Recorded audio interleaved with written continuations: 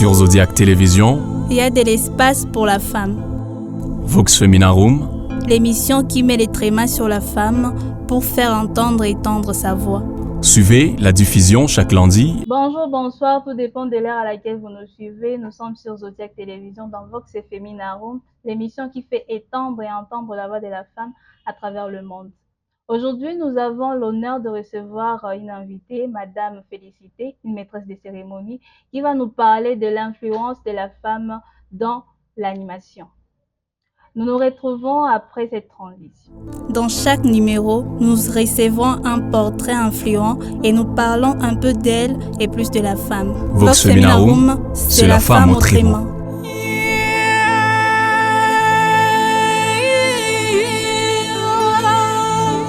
La voix de la femme, c'est la femme autrement.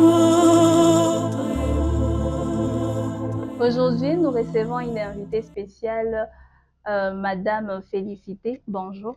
Bonjour, Vous allez bien? je vais bien vous? Oui, je me porte bien. Madame Félicité, pourriez nous dire quelles sont les activités ou inactivités principales qui vous occupent quotidiennement dans la vie? Merci beaucoup. Personnellement, l'activité qui m'occupe plus, l'activité qui compte plus dans ma vie, je peux le dire, je fais l'animation de cérémonie dans la ville de Goma. En tant qu'animatrice, quelle a été la motivation principale pour emprunter cette route-là? La motivation principale, ce qui m'avait motivé plus, c'était d'abord la passion que j'avais en moi, mais aussi valoriser la femme.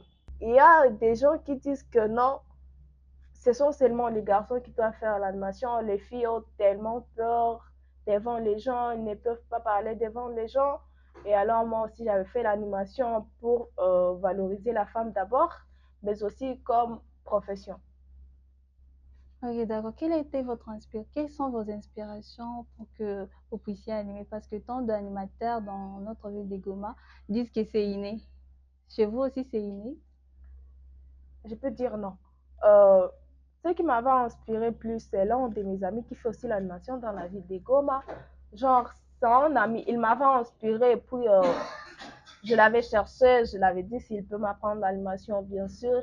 On avait commencé avec lui parce que j'avais fait 2 formations d'animation. On avait commencé avec lui et après, j'avais fait une autre formation d'animation avec l'un des animateurs de la ville de Goma que je respecte beaucoup, MC Napoléon. Euh, En fait, c'est ça. Et il m'inspire beaucoup. Et à part ça, vous n'avez pas eu de répercussions côté membre de la famille par rapport à votre choix, à votre carrière? Bien sûr que si. En fait, lorsqu'on avait discuté ça avec la maman, elle était d'accord que j'embrasse cette carrière, mais là, j'avais un peu parlé ça à mon oncle parce que c'est un oncle qui me rapproche plus. J'avais parlé ça avec lui. Il m'avait plus découragée. Il m'avait dit, comment tu peux faire l'animation? Tu es trop calme. Tu n'as pas l'habitude de parler devant les gens. Comment tu vas faire l'animation? Je l'avais dit que non, je peux m'en sortir mieux. Il m'avait dit que non, c'est rare de fois. Si j'ai déjà vu les filles qui font l'animation en ville de Goma, j'avais dit, bien sûr, je connais 2 filles dont je savais, à l'époque, je savais Fabienne Balola et Get Khan. Bon, il m'avait découragée, mais cela n'avait pas fait à ça que j'arrête l'animation. J'avais continué avec la formation, j'avais continué jusqu'à la bout. Et voilà, aujourd'hui, je fais déjà l'animation de cérémonie. En tant que l'une des passionnées de l'animation, pourriez nous dire juste une success story, une histoire ou un moment qui vous a le plus marqué dans votre carrière? Je peux dire l'histoire qui m'avait marqué plus, c'est là que j'avais animé pour la première fois.